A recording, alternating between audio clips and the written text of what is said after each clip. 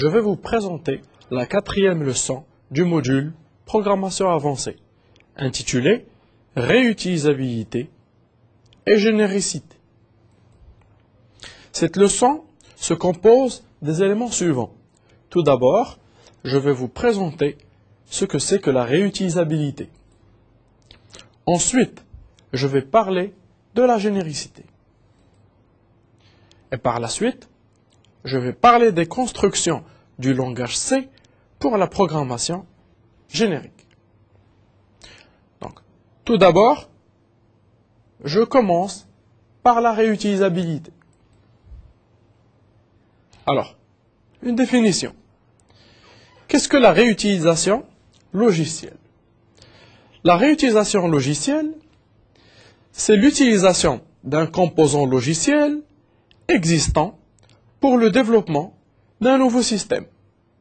C'est-à-dire qu'on a déjà développé un composant logiciel pour une application dans le temps, et puis maintenant, on veut développer une nouvelle application logicielle, et on veut, tant qu'on peut, réutiliser le code du composant logiciel déjà développé pour la première application. Alors, qu'est-ce qu'un composant logiciel finalement? Un composant logiciel, c'est une entité produite comme résultant de toute phase de développement logiciel. Donc, dans les processus de développement logiciel, tout résultat d'une phase de ce processus se nomme composant logiciel. Alors, quel est l'intérêt de la réutilisation logicielle? Premier intérêt, l'efficacité. C'est-à-dire, dès lors que l'on réutilise, on augmente la productivité en spécification, conception et codage. Du moment où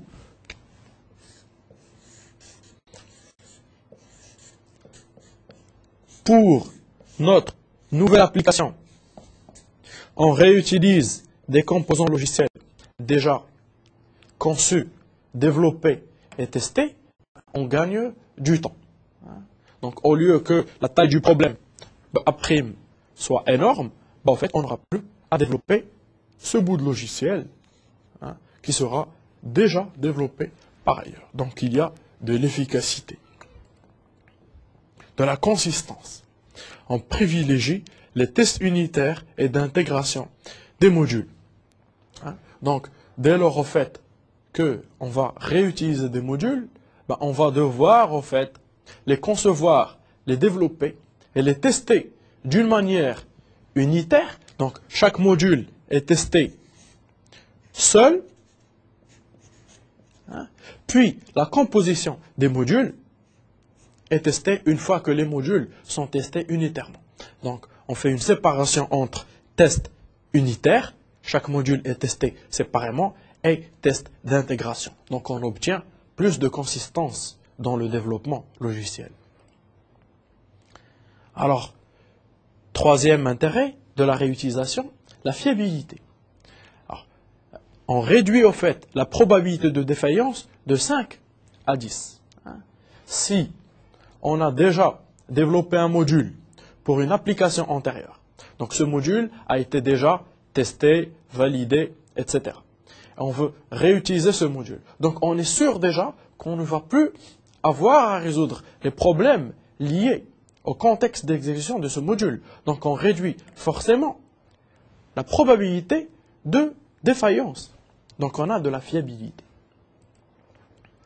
Alors on obtient également de la rapidité.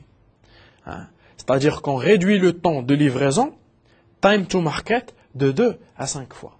C'est-à-dire, dès lors, en fait, que l'on a un problème à résoudre, que ce problème est spécifié en termes de besoins en modules, module 1, module 2, module 3, et que l'on dispose de plusieurs applications, par exemple, application 1 contient le module 1 déjà développé, application 3 contient le module 2 déjà développé, application 2 contient le module 3 déjà développé, ben, il suffit de récupérer et donc réutiliser ces modules. Et donc, en termes de temps de conception, de développement, de test, on n'aura plus beaucoup de temps à perdre. Donc, on gagne en rapidité à livrer notre logiciel. Alors, comme autre intérêt de la réutilisation, la maintenance. C'est-à-dire qu'on réduit le temps de maintenance de 5 à 10 fois.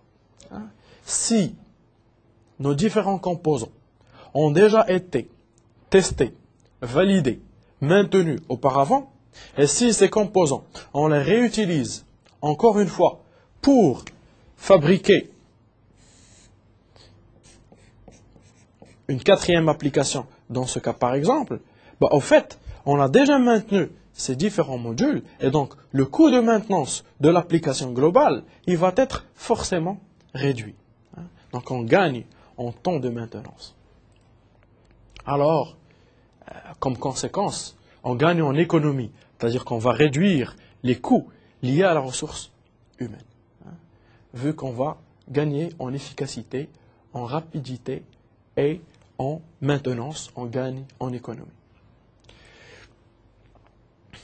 Alors, à quel niveau on peut réutiliser? On peut réutiliser au niveau de la spécification, premièrement. Alors, au niveau des documents de spécification. Par exemple, on a un problème, on a des besoins, ok, et on a notre base de documents de spécification des besoins. Alors, dès lors qu'on a des besoins, on va regarder au niveau des documents de spécification si l'on ne peut pas réutiliser un document de spécification des besoins.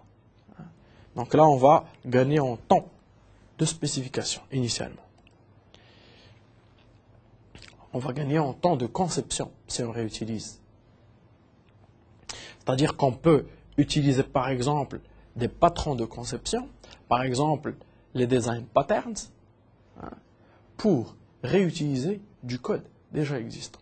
Alors, les patrons de conception, c'est une discipline à part entière qui dit au fait que les composants logiciels dépendent d'une certaine forme logicielle, connue, répertoriée, documentée, etc.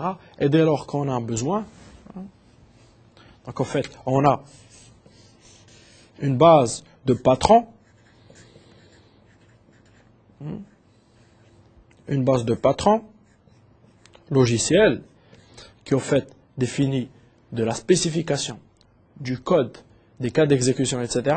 On a nos problèmes avec nos besoins. Les besoins, on peut dire qu'on a besoin du patron 1, on a besoin du patron 2, on a besoin du patron 3.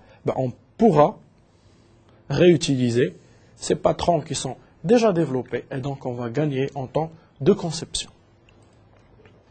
Alors, on gagne en temps de spécification, en temps de conception, mais on gagne aussi en temps de programmation. C'est-à-dire que le développement des librairies de fonctions mathématiques peut réduire et réduit le temps de programmation. C'est-à-dire non seulement au niveau des documents de spécification, non seulement au niveau des patrons de conception, mais aussi on a notre base au fait de code source, de librairie, donc type abstrait, etc. Et quand on a nos problèmes, nos besoins, nos patrons,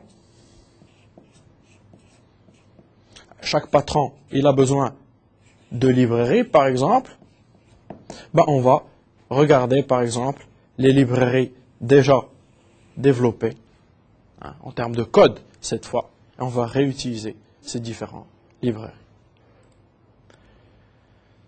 Alors, il y a un dilemme maintenant qui se pose. Est-ce qu'on réutilise ou on refait?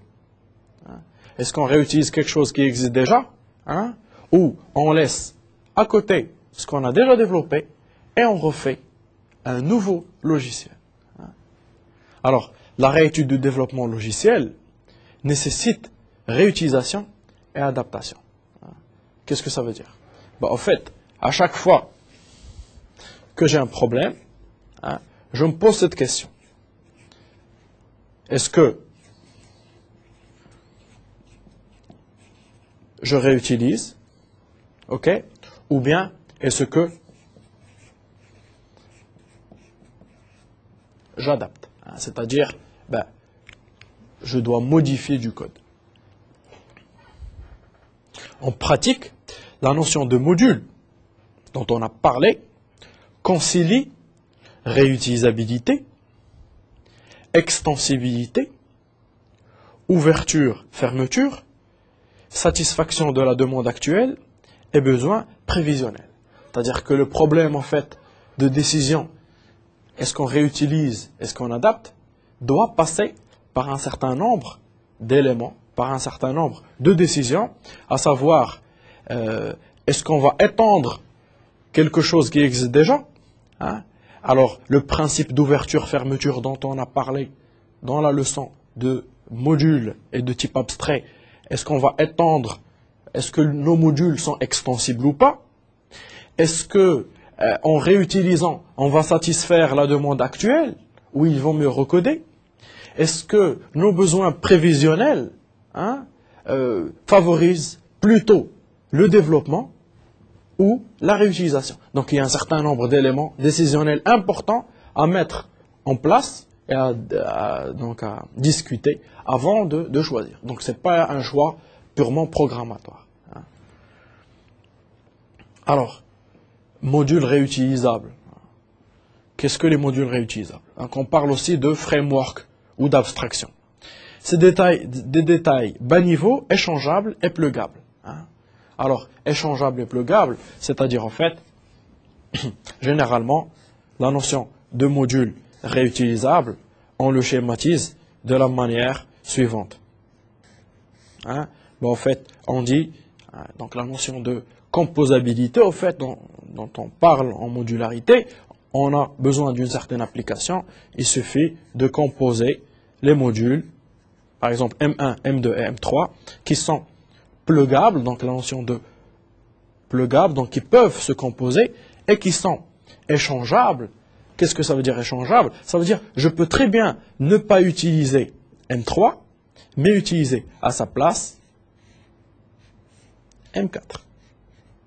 Si M3 et M4 respectent les mêmes spécifications. Alors, généralisation à travers la paramétrisation. Alors, personnalisation par instantiation. Qu'est-ce que ça veut dire? Ça veut dire en fait qu'il se peut qu'on ait un module qui résolve un certain problème P, et on a besoin de résoudre un certain problème P. Il suffit en fait d'étendre ce module M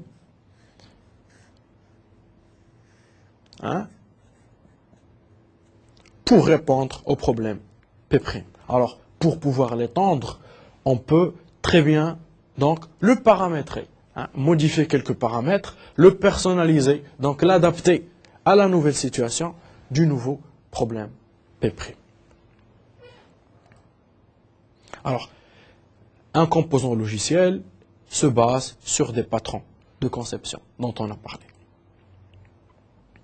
Alors, si on a parlé de la réutilisation, de ces enjeux, à la fois en termes de spécification, en termes de conception, en termes de développement, ses intérêts et puis les décisions qu'il faut prendre afin de décider si on réutilise ou on adapte, et puis tester si nos modules, si nos librairies sont extensibles, respectent le principe de composabilité, respectent le principe d'ouvert-fermé. Maintenant, on va parler de la généricité. Alors, qu'est-ce que la généricité? C'est la possibilité de paramétrer la définition de modules logiciels. Si la réutilisabilité, c'est de pouvoir gagner en termes de temps et reprendre soit un document de spécification ou bien de la conception, un document de conception, ou bien carrément une librairie du code pour une nouvelle application selon un contexte particulier, la réutilisation, c'est paramétrer la définition de module logiciel. C'est-à-dire qu'on ne va plus réutiliser d'une manière systématique, mais on va devoir paramétrer. Et donc, si on pense réutilisabilité, il faut penser dès le départ que nos modules doivent être facilement paramétrables, donc génériques. Alors, cas fréquent, paramétrer des types abstraits de données ou des opérations par d'autres types abstraits de données ou des opérations. Alors, exemple de type abstrait de données génériques, une pile d'éléments de type quelconque T. Donc on peut concevoir la notion de pile qu'on détaillera dans les leçons à venir, mais pas pour un certain type spécifique. On va la concevoir pour un type générique, quitte après à paramétrer ce type générique par des types spécifiques, donc concrets, et on va obtenir en fait des piles d'entiers, des piles de personnes, des piles d'objets concrets. Donc résultat, on va avoir des piles d'entiers, des piles de caractères, etc. Alors, illustration. Donc, dans ce schéma-là, on dépose ici, au fait, un composant logiciel avec ici un trou. En fait, c'est un composant générique prêt à être paramétré. Et ici, au fait, on parle du paramètre ou de la fonction générique. Par exemple, ici, on peut parler de pile quelconque, de type quelconque, abstrait. Et puis ici, du paramètre qui est le type qu'on veut utiliser pour cette pile.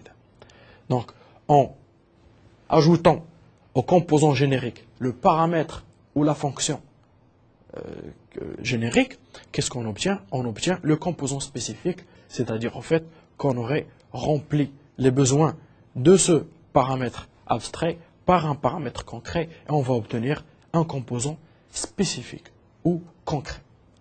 Donc la généricité, c'est l'aptitude d'un composant logiciel à être paramétré. Il est générique avant de le paramétrer, il devient spécifique après paramétrisation. Alors, ici par exemple, on peut dire qu'on a un ensemble, donc la notion d'ensemble qui est une notion abstraite, un ensemble d'éléments. Moins abstraite que l'ensemble des éléments, c'est la liste des éléments. Donc, une liste, c'est plus concret qu'un ensemble. Donc là, en fait, c'est de l'héritage. Donc là, c'est abstrait, et là, c'est spécifique, concret. Alors, liste d'éléments, ça reste abstrait. Alors, une liste de chaînes, une liste chaînée d'éléments, elle est encore plus concrète que la chaîne, que la liste d'éléments. Donc là, on part de l'abstrait vers le concret en utilisant le principe d'héritage qui donnera naissance à la programmation orientée objet par la suite. Donc, l'axe vertical, c'est l'abstraction spécialisation. Alors maintenant, venons à l'axe horizontal. Si ici, on a une liste d'éléments, et si on voudrait une liste de personnes, et si on voudrait une liste de noms. Donc, en fait, on est en train de paramétriser, au fait, notre type. Notre type, liste d'éléments, il était, au fait, paramétrique. Élément était abstrait comme paramètre. Alors, mettons liste de noms, c'est concret. Donc, liste d'éléments, c'est générique. Liste de personnes, c'est concret. Alors, on se rend compte, au fait, que liste de personnes, en fait, elle va spécialiser liste d'éléments au sens de la généricité, donc elle va paramétrer liste d'éléments, et elle va instancier ensemble de personnes au sens de l'héritage. Et on voit qu'ensemble de personnes, en fait, lui aussi, il paramétrise ensemble d'éléments. Donc là, en fait, on voit le lien entre abstraction, spécialisation et généricité. Alors, un exemple, un type abstrait de données génériques, une file triée d'éléments, avec une stratégie first in, first out, et donc une insertion triée. Donc là, c'est générique. Pourquoi? Parce que les éléments ne sont pas spécifiques. On n'a pas dit une file d'entiers, une file de jetons, une file de flottants, on a dit file triée d'éléments. Donc c'est un concept générique qu'on va devoir donc spécifier en le paramétrisant. Alors, algorithme du type abstrait de données dépendant d'un comparateur générique des éléments. Si on dit qu'on a un certain type abstrait d'éléments, et si on a besoin de comparer ces éléments, donc on a forcément besoin d'un prédicat qui nous compare ces éléments. Donc on dit que ces éléments doivent être comparables. C'est une propriété des éléments du type abstrait générique. Alors, l'élément peut être un nombre muni de l'ordre numérique ou une chaîne munie de l'ordre lexicographique, etc. Donc, la notion de comparateur, elle reste générique. Quand on dit, alors, comparateur dans l'ordre numérique, c'est spécifique. Quand on dit comparateur de chaîne dans l'ordre lexicographique, c'est spécifique. Donc, le type abstrait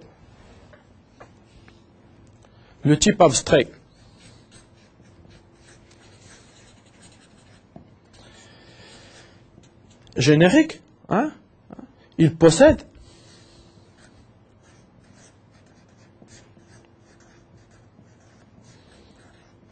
un comparateur générique de ces éléments. Donc on dit au fait, par exemple, un ensemble d'éléments. Alors, éléments qui appartiennent à T.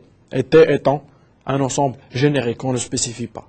Mais on dit au fait que T est muni d'un certain comparateur qui est abstrait. On ne dit pas quel ordre, est-ce que c'est un ordre numérique, alphabétique, lexicographique, etc.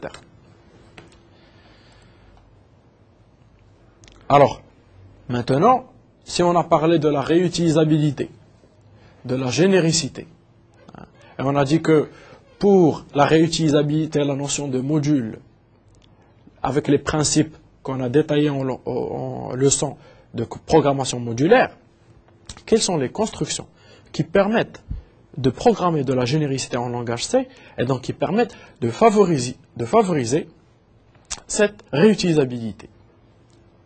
Donc, construction C pour la programmation générique.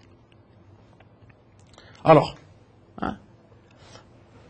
si on a vu la notion de pointeur, on va voir maintenant une notion de pointeur plus générique, qui est un pointeur sur n'importe quel type.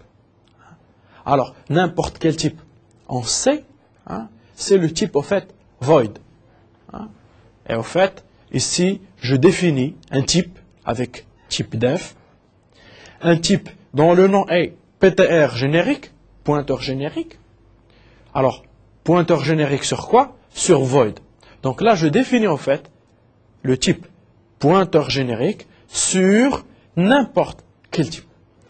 Donc, une variable de type pointeur générique peut pointer sur des entiers, peut pointer sur des flottants, peut pointer sur tout ce qu'on peut définir comme type abstrait de données. Alors ici, je définis cette fois un pointeur spécifique, donc sur variable entière. Alors, et je lui alloue dynamiquement de la mémoire, donc size of int, donc classique pour lui allouer la taille d'un entier. Alors, après avoir alloué, qu'est-ce que je fais? J'affecte au contenu alloué par ce pointeur IPTR la valeur 10. Donc, IPTR, c'est un pointeur sur entier qui pointe sur une zone mémoire qui contient la valeur 10. Maintenant, je vais définir un pointeur P1 de ce type-là, générique.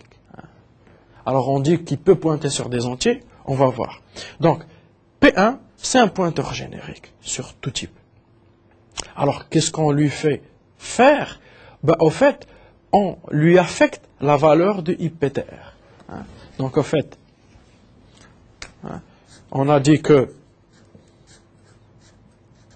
IPTR, il peut pointer sur des entiers, et on lui a alloué une zone, et on a mis 10.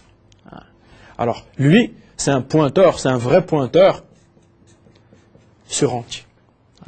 Et on a défini un pointeur P1 qui lui est générique. Hein, qui lui est générique. Ok? Alors, qu'est-ce qu'on a fait faire? Ben, on a dit P1 reçoit. Alors, IPTR, en faisant bien sûr le fait hein, qu'il est de type générique, et donc on l'a fait pointer sur cet élément. Hein. Donc en fait, on l'a casté, hein, on a transformé ce pointeur qui était pointeur sur entier dans le type pointeur générique. Donc c'est le casting que j'ai omis pour manque de place de mettre ici. Et donc en fait, qu'est-ce qu'on voit ici? On voit qu'un pointeur générique qui peut pointer sur tout ce qu'on veut voir, et là en fait, il pointe sur un entier. Donc c'est un pointeur générique. Alors ici, qu'est-ce que je fais? Je fais un affichage entier, hein, et je dis que je veux afficher le contenu de P1, hein, et en fait, je dis que P1, en fait, il pointe effectivement, dynamiquement sur un entier, et je prends le contenu de P1 et je l'affiche. Alors je vais voir ce que ça donne.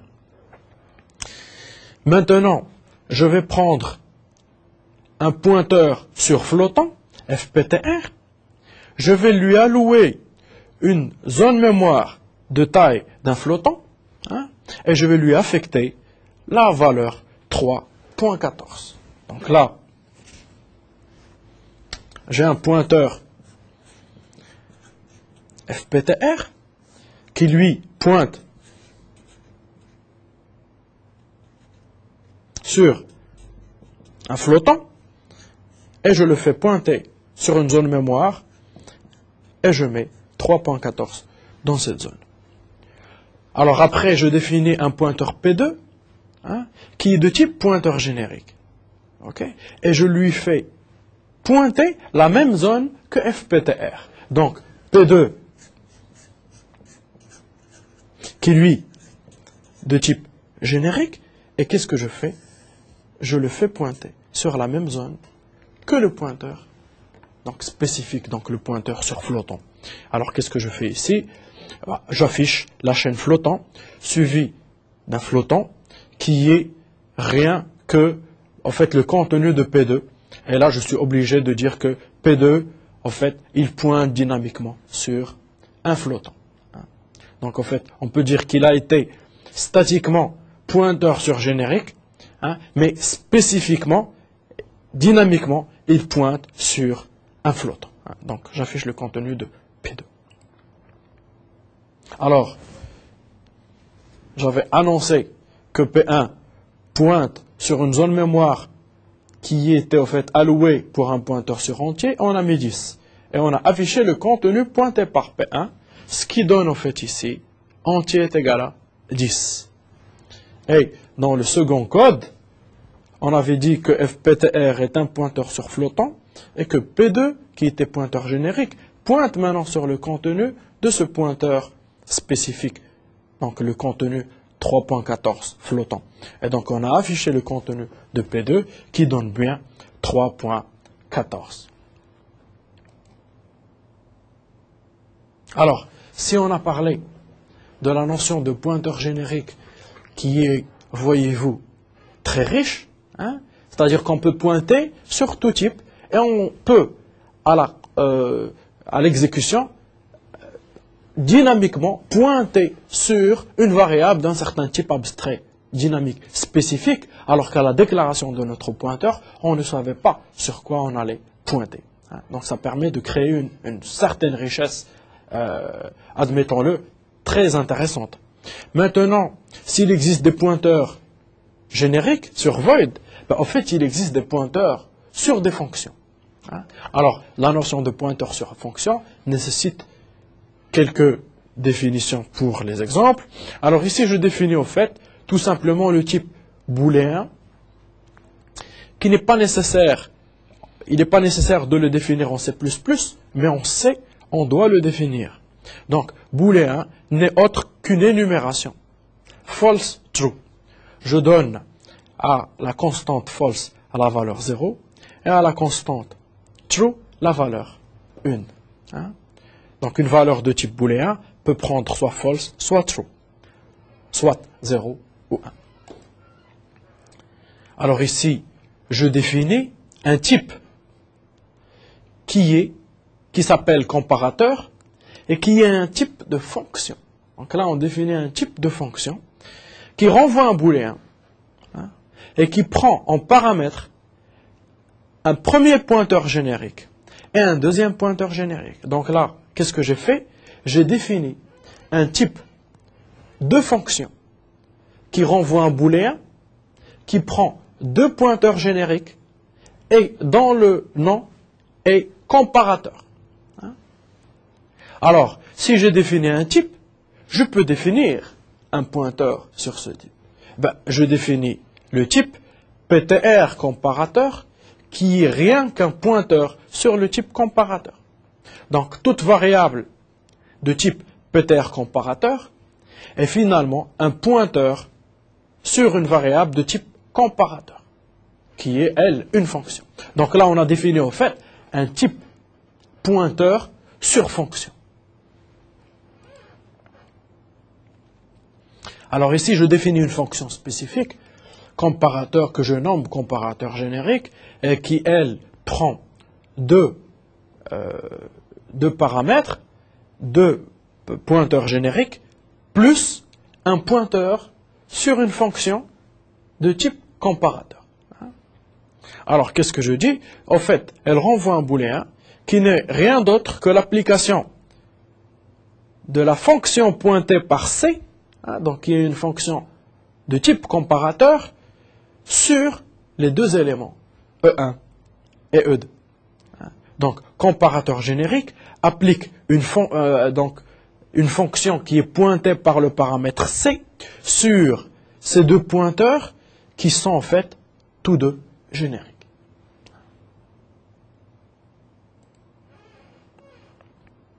Alors, ici, je vais définir trois comparateurs concrets, à savoir is lower than numérique, qui lui compare des entiers numériques et qui prend deux pointeurs sur entier et qui renvoie vrai si la valeur des pointeurs du pointeur, la valeur pointée par le pointeur 1 est inférieure à la valeur pointée par E2, sinon il renvoie faux. Donc, is lower than numérique, c'est un comparateur spécifique pour les numériques, pour les entiers.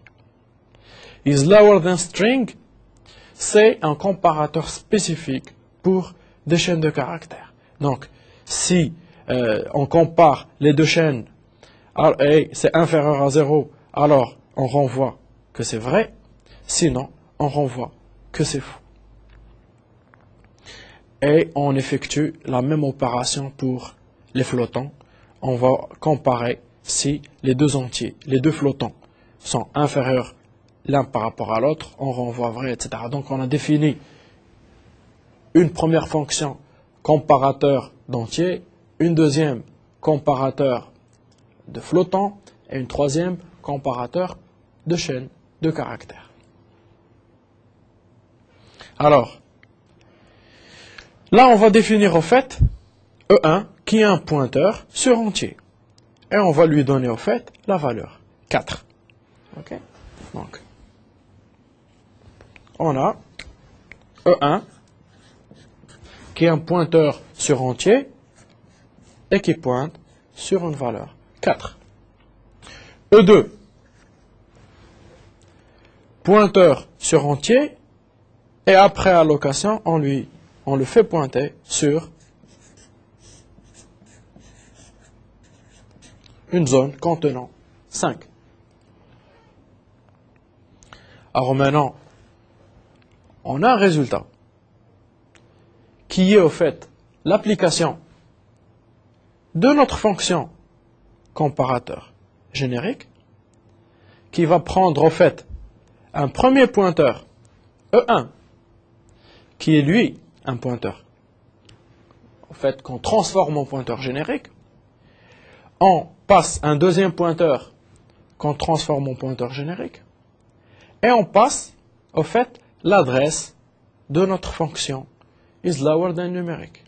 Donc, comparateur générique, on disait au fait qu'il appliquait au fait le troisième paramètre qui est notre comparateur sur nos deux pointeur.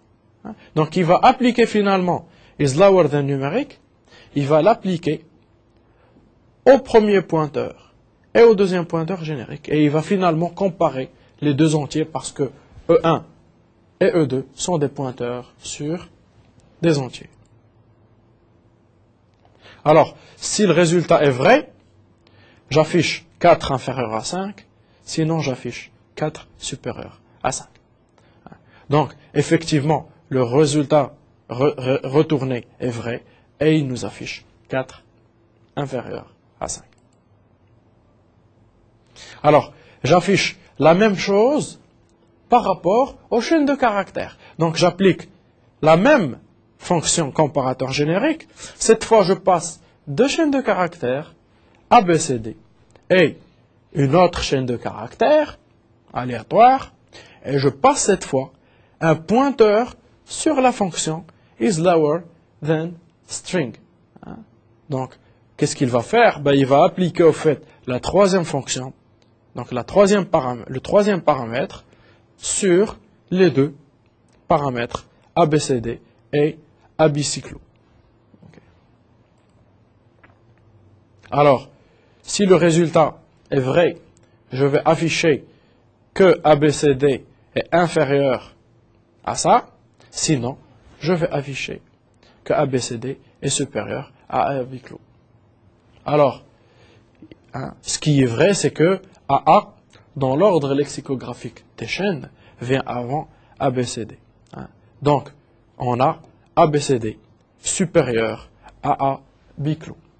Donc, on a réussi à appliquer, à définir déjà une fonction générique qui prend un comparateur générique avec des pointeurs génériques. Et à l'appel, on lui passe des pointeurs spécifiques, alors sur des entiers, sur des chaînes de caractères. Et on lui passe en troisième paramètre un comparateur spécifique.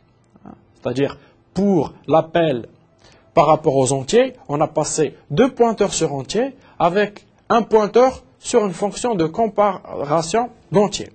Et au deuxième appel, on a appelé la même fonction de comparateur générique en utilisant deux pointeurs sur caractères, donc des chaînes de caractères, avec un troisième paramètre qui est une adresse d'une fonction de comparaison de chaînes de caractères. Et au résultat, on a paramétré un pointeur, on a paramétré une fonction par des pointeurs de fonction et par des pointeurs génériques sur void, et on les a spécifiés en appelant cette fonction par des pointeurs spécifiques, par des adresses de fonctions spécifiques, et ça nous a donné notre résultat correct. Donc, parmi les moyens techniques de généricité de la programmation en C, on a vu les pointeurs sur void, donc qui sont les pointeurs génériques, et on a vu les pointeurs sur fonction. On a vu qu'on pouvait passer les pointeurs sur fonction comme paramètre de fonction, ce qui nous donnait un résultat très riche. Alors ici, de la même manière, on va appliquer le même principe maintenant avec des pointeurs sur flottant. Donc E22, E21, c'est un pointeur sur flottant. E22, c'est un pointeur sur flottant. E21 pointe sur une zone contenant 106. E22 pointe sur une zone contenant 100.8.